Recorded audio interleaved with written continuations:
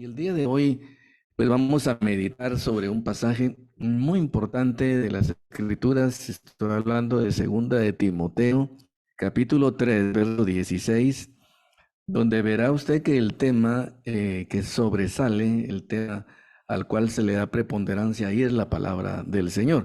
Así es que lo voy a leer, Segunda de Timoteo, capítulo 3, verso 16.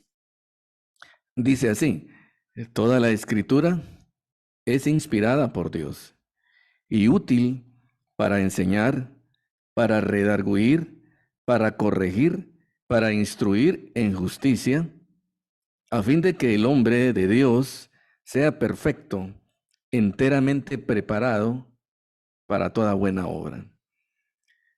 Aquí el apóstol Pablo, cuando escribió esta carta dirigida a Timoteo y hace referencia a las Escrituras, se está refiriendo, por supuesto, a las escrituras del Antiguo Testamento porque el Nuevo Testamento todavía no existía.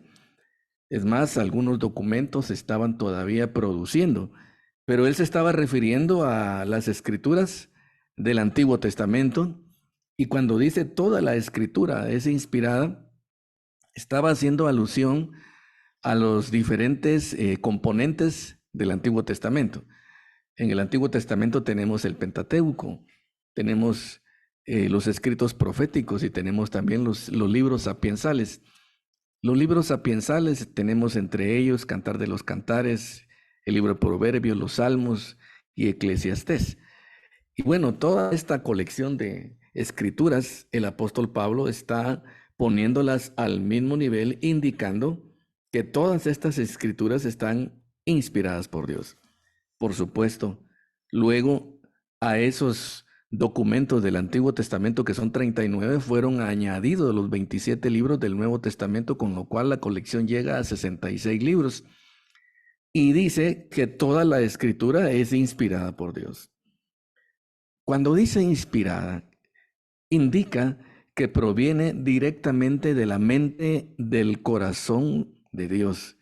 Implica que sale directamente de Él y que por lo tanto se caracteriza por dos componentes importantísimos que usted debe de tomar en cuenta. El primero es que la palabra de Dios es infalible y el segundo es que es inerrante. Inerrante e infalible significa que carece de errores y que no tiene ninguna sola falla.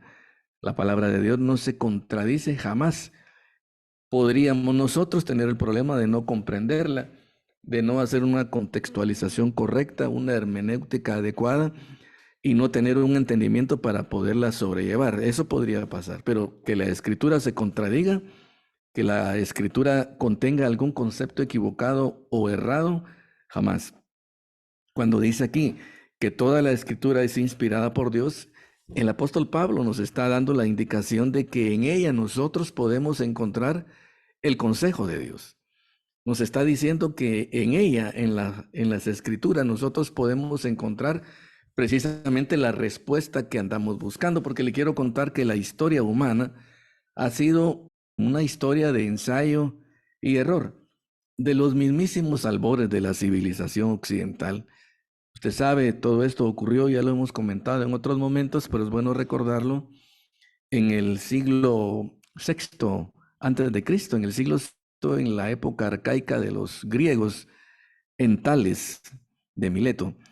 En Mileto, mejor dicho, Tales fue el primer filósofo. Ahí en Mileto se produjo un movimiento académico, intelectual, de pensadores, y Tales fue el primero que hizo sus elucubraciones, sus análisis, sus ensayos, etcétera, acerca de la vida, de la naturaleza, del universo, del viento, del agua.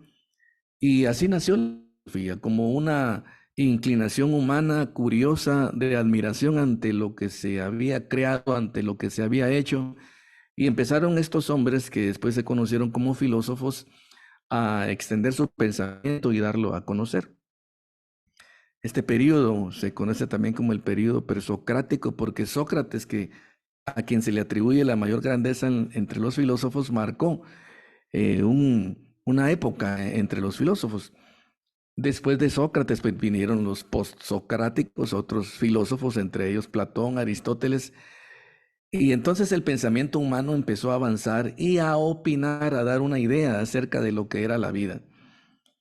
Tocante a esto, le quiero decir que todos estos fueron ensayos, todos estos fueron simplemente opiniones. El día de hoy se estudia a Platón, se estudia a Aristóteles, a Anaxágoras, a Anaximandro, etcétera, y otros filósofos, y simplemente se corrobora y se comprueba que sus opiniones, muchas de ellas eran basadas en errores. Luego de ellos vinieron otros filósofos, por supuesto, incluso hubieron filósofos musulmanes, hubieron filósofos en medio del periodo medieval, muy pocos, entre ellos Tomás de Aquino, y luego del Renacimiento empezaron otros filósofos como René Descartes, John Locke, etcétera, etcétera, muchos filósofos, y actualmente también hay filosofía. Y todo esto son opiniones, todas estas son ideas para tratar de explicar lo que se explica solamente con la palabra del Señor. Ideas acerca de cuál es la razón del ser humano de venir a este mundo, ese es el existencialismo. La razón de que existan los astros, de que exista el viento, de que existan las ideas, todo eso solamente son ideas, solamente son opiniones. Y una característica de la filosofía es que un filósofo contradice al que aparece. Y así, las teorías, las ideas van mostrándose y lo único que muestran no es un progreso, sino que es una multitud de opiniones, como dije al principio, ensayo y error. Pero la única opción verdadera, la única opción que nos presenta a nosotros la verdad incuestionable, como dije al principio, irrefutable e infalible, es el consejo de Dios que se muestra en las Escrituras. Y aquí el apóstol Pablo nos está diciendo, toda la Escritura es inspirada por Dios. Y luego menciona tres cosas, dice, y es útil, y menciona, dice, para enseñar, para redarguir, para corregir, importante detalle, porque todo esto nos trae a nosotros claridad para comprender y para entender que el derrotero de nuestro camino, el instructivo para andar y caminar en él con victoria, está precisamente condensado en las Escrituras, que es el ejemplar que el día de hoy estamos comentando.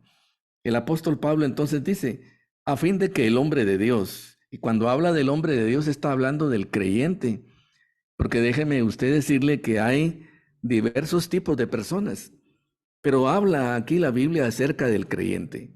El creyente es aquel que ha sido tocado por el Espíritu Santo, aquel que ha renacido, aquel que está en ese proceso de regeneración, aquel que ha creído de todo corazón en Jesucristo.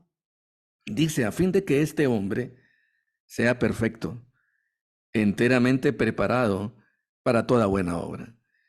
Los consejos, por tanto, del matrimonio estarán aquí en las Escrituras. No van a estar en los libros de filosofía ni en el consultorio del psicólogo. Los consejos acerca de cómo criar a los hijos están aquí en las Escrituras. Los consejos sobre cómo conducirse en la vida diaria, en las relaciones interpersonales, sociales, laborales y de cualquier tipo están aquí en las Escrituras. Los consejos para el ciudadano, los consejos para el que tiene autoridad sobre sus demás compañeros ciudadanos también están aquí en las Escrituras. Aquí dice, a fin de que sea perfecto, enteramente preparado para toda buena obra. Bueno, y ahora yo quisiera ir al Antiguo Testamento y buscar un pasaje ilustrativo que se encuentra en Isaías, en el capítulo número 8, en el verso 20, y lo vamos a leer. Dice así, a la ley y al testimonio. Le quiero decir algo, y aquí está entre signos de admiración. Le quiero comentar que en el hebreo no existen signos de puntuación, pero cuando en nuestras Biblias nosotros encontramos un texto del Antiguo Testamento que está con signos de admiración, lo que significa es que en el texto original estos caracteres hebreos están de un tamaño mayor que los demás, porque el escritor sagrado, el hagiógrafo, lo que estaba haciendo era tratando de llamar la atención sobre la importancia de tal texto. Así es que cuando dice acá en el verso 20 a la ley y al testimonio, y lo pone en signos de admiración, está como que lo subrayara, dice, a la ley y al testimonio, dice. Y luego dice, si no dijeren conforme a esto, es porque no les ha amanecido. Interesante, ¿no? Bueno, aquí hay tres cosas que comentar porque este versículo está dividido en tres partes. Voy a ir al testimonio sagrado. Si yo no dijere conforme a eso, dice, es porque no les ha amanecido. Que no les ha amanecido es que no tienen la luz de Dios en sus corazones. Oh hermano, yo te hago esta indicación a ti. Si tú has nacido de nuevo, si tú amas la verdad, si tú quieres que tu camino sea recto, si tú quieres andar por la senda indicada, donde hay luz, entonces debes de acudir a la ley y al testimonio.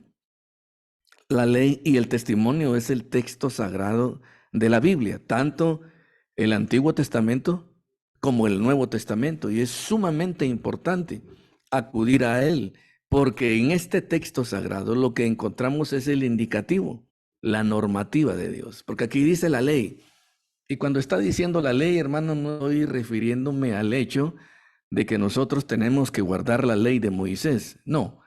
No, la ley de Moisés, el Antiguo Testamento, en el Pentateuco, lo que tenemos es una ley ritual y una ley moral. Y déjeme indicarle que la ley ritual sí, ya no aplica a nosotros, hermanos, porque nosotros no tenemos un templo como existía en el Antiguo Testamento y una serie de indicaciones como las que tenía el pueblo judío. Pero nosotros sí tenemos una ley moral. Recuerde, los 10 mandamientos siguen vigentes, hermano. Los 10 mandamientos y otras ordenanzas de tipo moral que están en el Antiguo Testamento siguen vigentes. Y entonces nosotros debemos de ver la palabra de Dios tal como lo dice Isaías acá en este verso. Implica que es una norma, implica que es algo que te sujeta a ti, que es algo a lo que tú debes obedecer. Y cuando dice testimonio, testimonio es lo que el Señor dice, lo que Él da a entender, lo que Él comunica, lo que Él traslada. Si tú quieres tener el conocimiento de Dios, aborda el Antiguo Testamento, el Nuevo Testamento, lee la palabra de Dios con esa idea, no estás entreteniéndote, como que estás pasando el tiempo, como que estás leyendo un libro de texto universitario, como que estás adquiriendo información. No, hay que ir a la palabra de Dios con esta actitud, sabiendo que es una normativa, es decir, algo que nos modela, algo que nos rige, y entendiendo que también es algo que Dios dijo, es algo que el Señor está dando a conocer y que Él está trasladando. Siempre en el libro de Isaías, voy a buscar acá el capítulo número 55, tocante a nuestro gran tema, y voy a leer los versos 10 y 11. Dice así: porque como desciende, dice, de los cielos la lluvia y la nieve, y no vuelve allá, sino que riega la tierra y la hace germinar y producir, y da semilla al que siembra y pan al que come, así será mi palabra que sale de mi boca. Oh, qué interesante. Y luego agrega: no volverá a mí vacía, sino que hará lo que yo quiero y será prosperada en aquello para lo cual la he enviado. Si la palabra del Señor no regresa vacía. Y lo que dice y lo que da a entender acá es que tiene efectos, tiene consecuencias. Por eso encontramos nosotros en el Nuevo Testamento, en Hebreos capítulo 4, verso 12, esta declaración tan cierta, tan contundente, tan poderosa que dice, la palabra de Dios dice, viva y eficaz, y más cortante que toda espada de dos filos, porque penetra, dice, hasta partir el alma, el espíritu y las coyunturas, y discierne los pensamientos, dice, y las intenciones del corazón. De eso se trata la palabra, es como una espada que rompe, es como una espada que penetra, es la espada del Espíritu, la palabra de Dios. Esa es la aplicación alegórica más conocida. La palabra de Dios es la espada del Espíritu. Y muy interesante, que cuando nosotros vamos a la palabra de Dios, lo que encontramos en ella precisamente es lo que Pablo le decía a Timoteo. Pablo le decía a Timoteo, reprende, redarguye, le decía, exhorta con toda paciencia y doctrina. Cuando decía con toda paciencia y doctrina, se refería precisamente utilizando como base para todo ello las Escrituras. Pero recuerde y analice esto que Pablo le decía, reprende, redarguye, exhorta. No veo yo por ningún lado que diga felicita, ¿verdad? No dice así. Dales lisonjas, háblales cosas que les agraden. No dice eso, sino que dice reprende, redarguye, exhorta. ¿Sabe por qué dice eso? Precisamente porque la intención del corazón humano, hermanos, es desviarse del camino. Naturalmente, el ser humano lo que busca precisamente es eso, no andar por los caminos de Dios, sino buscar sus propias sendas. Y un pasaje que nos corrobora esto que le estoy diciendo es Jeremías, capítulo 6, verso 16. Oiga cómo dice acá en Jeremías, así dijo el Señor. Dice, paraos en los caminos y mirad y preguntad por las sendas antiguas cuál sea el buen camino y andad por él y hallaréis descanso para vuestra alma. Mas dijeron, no andaremos. Este pasaje es revelador, hermano. Este pasaje es contundente en el sentido de que nos habla de cómo es la naturaleza humana. El verso 16 es muy claro. Está el Señor dando un consejo, diciendo, párense en los caminos, pregunten por las sendas antiguas, cuál sea el buen camino, y anden por él. Y la consecuencia es que van a hallar descanso para su alma. Y dice aquí, mas dijeron, no andaremos. ¿Qué es lo que ocurre? Algo de lo cual hemos hablado en otros momentos, hermano, es una doctrina que se llama la depravación total. La depravación total nos indica y nos enseña de que todo designio del pensamiento del corazón de los hombres va de continuo solamente para el mal. Le estoy recitando Génesis 6:5. Todo designio del pensamiento del corazón humano va de continuo solamente para el mal. Le puedo repetir lo que dice también el apóstol Pablo en la carta a los Romanos en el capítulo 3, a partir del verso 10, dice, no hay justo ni aun uno, dice, no hay quien entienda, no hay quien busque a Dios. Todos se desviaron, dice, a unas se hicieron inútiles, no hay quien haga lo bueno. No hay ni siquiera uno, de eso se trata la naturaleza humana. Hay otro pasaje en Proverbios que dice, engañoso y perverso es el corazón humano, dice, ¿quién lo conocerá? Hermano, de eso se trata nuestra naturaleza. Por eso cuando vamos a la palabra de Dios, lo que debemos de encontrar cuando consultamos la palabra de Dios, hermanos, es lo que el apóstol Pablo le dice a Timoteo, una reprensión, un redargüimiento, una exhortación. ¿Por qué? Porque precisamente nuestros pasos, hermano, de forma natural y espontánea, no se encarrilan por el buen camino, sino que se encarrilan por el camino equivocado. Por eso es que necesitamos escuchar la palabra de Dios. Ahora, algo muy importante y un pasaje que usted conoce, estoy seguro, es Josué 1:9. Estoy seguro que lo conoce. ¿Se recuerda cómo dice? Le dice el Señor a Josué, mira que te mando, que te esfuerces y seas valiente. No temas ni desmayes, dice, porque Jehová tu Dios estará contigo donde quiera que vayas. Interesante, ¿no? Dice, mira que te mando, que te esfuerces y seas valiente. Eso de esforzarse y ser valiente, hermano, tiene una conexión en el Nuevo Testamento, porque esforzarse y ser valiente era lo que le exhortaba el apóstol Pablo a Timoteo. Le decía, tú pues, hijo mío, le decía, esfuérzate en la gracia. Y el Señor Jesús decía, el reino de los cielos se hace fuerza y solamente los valientes lo arrebatan.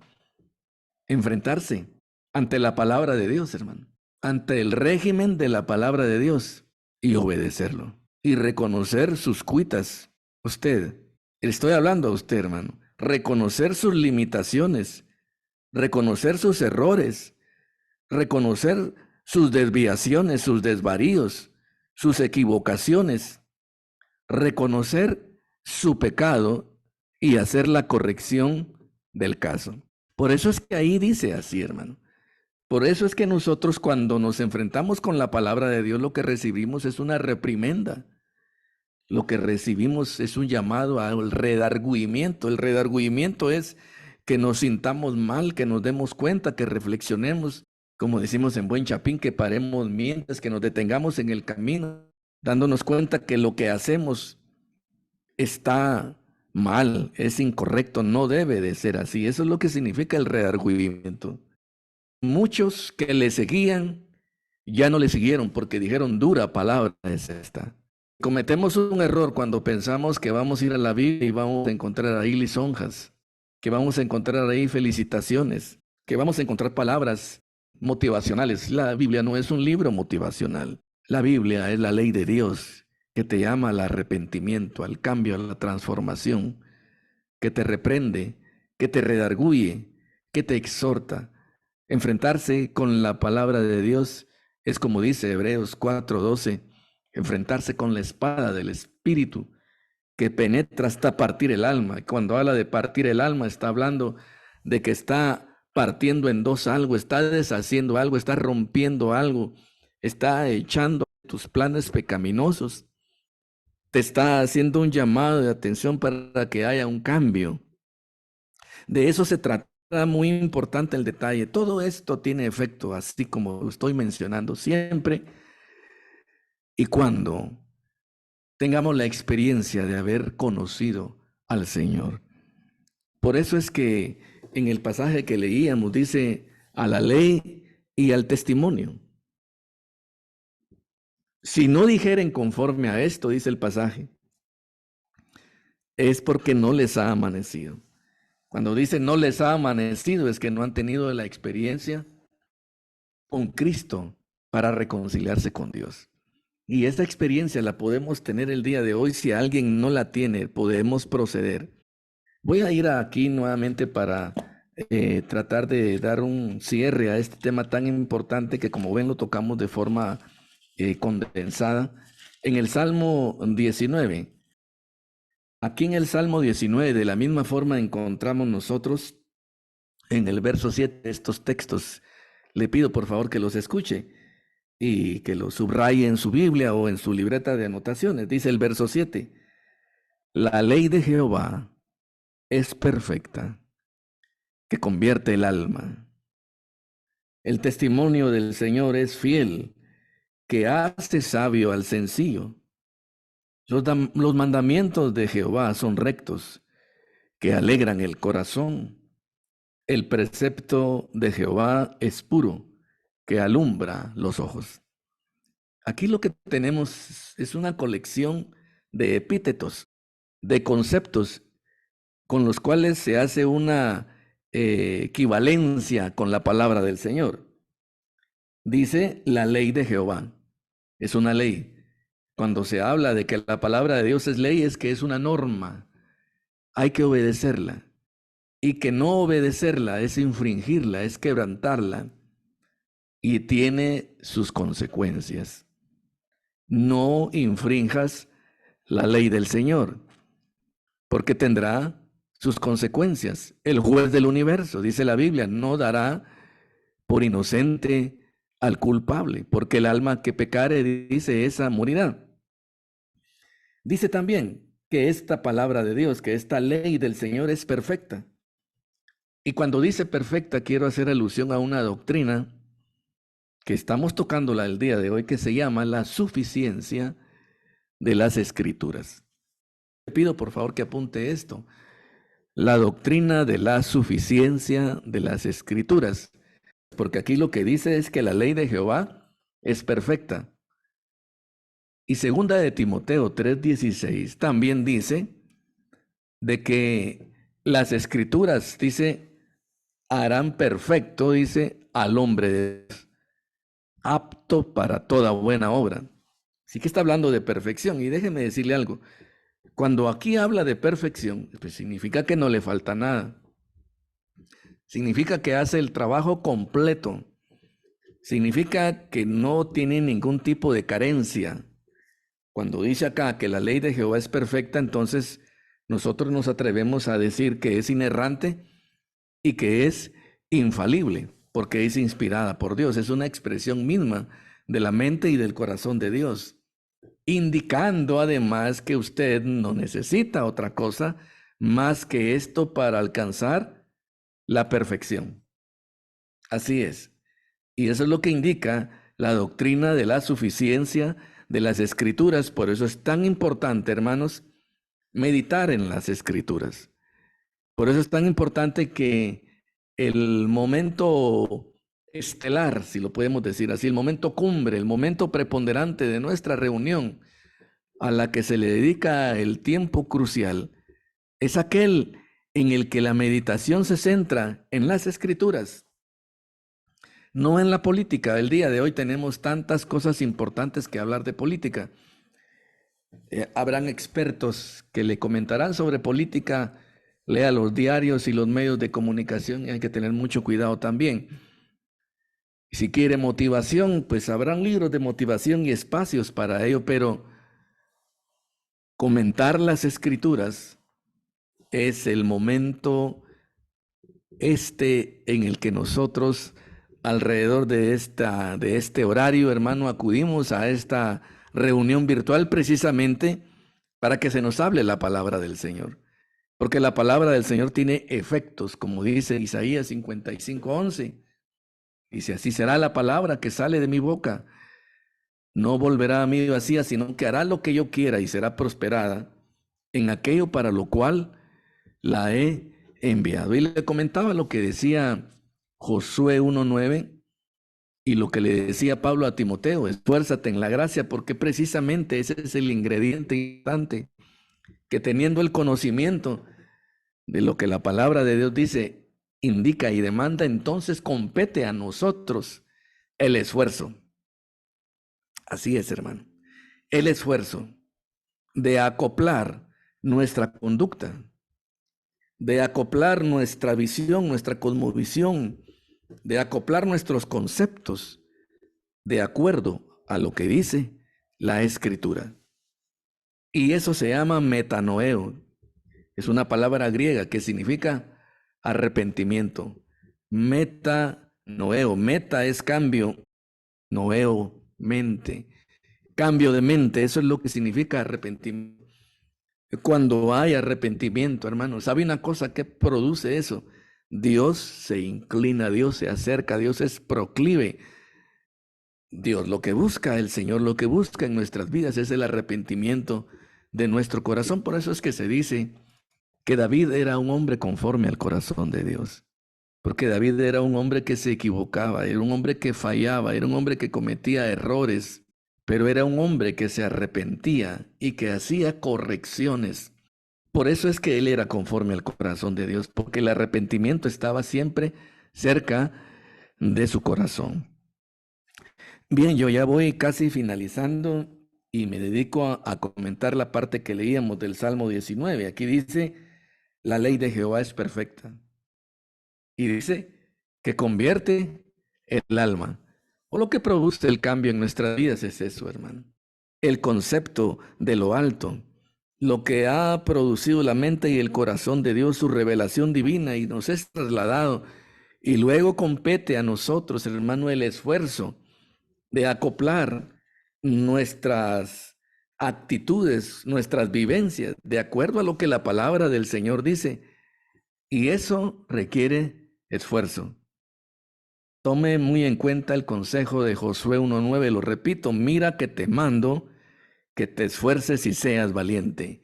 Ese esfuerzo es precisamente ese esfuerzo que nosotros aplicamos, no proveyendo para este hombre viejo que las Escrituras dice que está viciado conforme a deseos engañosos, y dándole alimento al hombre nuevo. Primera de Pedro 2:2, se alimenta de palabra de Dios, para que por medio de ella crezcáis, dice, para salvación. Y luego agrega, si es que habéis gustado la benignidad del Señor, es decir, si habéis tenido la experiencia de conocer. Voy a finalizando acá con el verso 7, dice, la ley de Jehová es perfecta que convierte el alma. Muy interesante, hermano. El efecto prioritario de la reflexión en las Escrituras, como lo que estamos teniendo el día de hoy, tiene un impacto directo, óigame, no en el cuerpo, sino en el corazón. Porque el tiempo de redimir el cuerpo todavía no ha llegado. Llegará su momento en que estos cuerpos serán transformados y serán semejantes a los de la gloria de Él. El momento ese todavía no es. Ahorita es el turno del alma, del hombre interior. Y por eso es que la palabra de Dios tiene ese efecto en nuestro ser interior. Convierte el alma. Cuando dice que convierte, es que la hace de nuevo. Cuando habla del alma, ¿a qué se refiere? Al fuero interno del ser humano, donde están sus pensamientos, donde está su voluntad, donde está su intelecto, donde está su razón, su memoria, su conciencia. Todo ese es el ser interior. La ley de Jehová tiene un efecto directo en este componente de nuestro ser. Y luego, con esto vamos a finalizar. El testimonio de Jehová es fiel, dice que hace sabio al sencillo. Ahora no se refiere a la palabra de Dios como una ley, sino que ahora se refiere a la palabra del Señor como un testimonio. Y cuando dice testimonio, está indicando lo que el Señor tiene que decir, su opinión, su punto de vista. El testimonio del Señor es fiel, hace sabio al sencillo. La palabra sencillo aquí en el hebreo significa el ignorante, aquel que no sabe, el que no está instruido. Eso somos todos nosotros, hermanos. Hace sabio al sencillo. El que no sabía, aprendió, comprende, entiende. Ahora está informado, ahora sabe cómo es el asunto. Y a esto voy, con el hecho de tantas cosas que enfrentamos en la vida diaria, para lo cual necesitamos instructivo. Instrucciones sobre el matrimonio, instrucciones sobre cómo actuar en el trabajo, instrucciones sobre cómo criar a los hijos, instrucciones sobre cómo ser un buen ciudadano. Todo eso está aquí en la palabra del Señor. Hermanos amados, vamos a dejar esta meditación hasta acá. El tiempo nos ha avanzado. Y la siguiente semana yo le pido por favor que usted profundice en estos conceptos que hemos mencionado, porque la reflexión de la otra semana será tocante a continuar con estos conceptos. Vamos a hacer una oración y vamos a poner en las manos del Señor nuestras vidas. Acompáñenme, por favor, cerremos nuestros ojos. Padre Santo, en esta hora, Señor, acudimos delante de ti, inclinándonos delante de ti como un junco, Señor, humillando y doblegando nuestro corazón delante de tu majestad, reconociendo tu grandeza y tu poderío y dándote las gracias por esta oportunidad, por este momento precioso en el que la reflexión de tu palabra ha llegado a nuestro oído y ha penetrado en nuestro corazón también, Señor. Te pedimos cada uno de nosotros tener la actitud correcta frente a tus dictámenes, frente a tu bendita ley, frente a tu testimonio, frente a tu palabra. Tomar tu palabra, Señor, como lo que es y doblegarnos ante ella, vivir conforme a ella, Señor, porque así lo dice tu palabra. Encontraremos el descanso para nuestras almas. Te pido una bendición especial para cada oyente, para cada familia. Permite que tengamos una semana de victoria fructífera, de provecho, en la cual podamos constatar cómo trabajas y actúas tú a nuestro alrededor. Porque así lo dice tu palabra, que el ángel de Jehová acampa alrededor de los que le temen y los defiende. Te damos las gracias, Señor, en el nombre de Jesús. Amén y amén.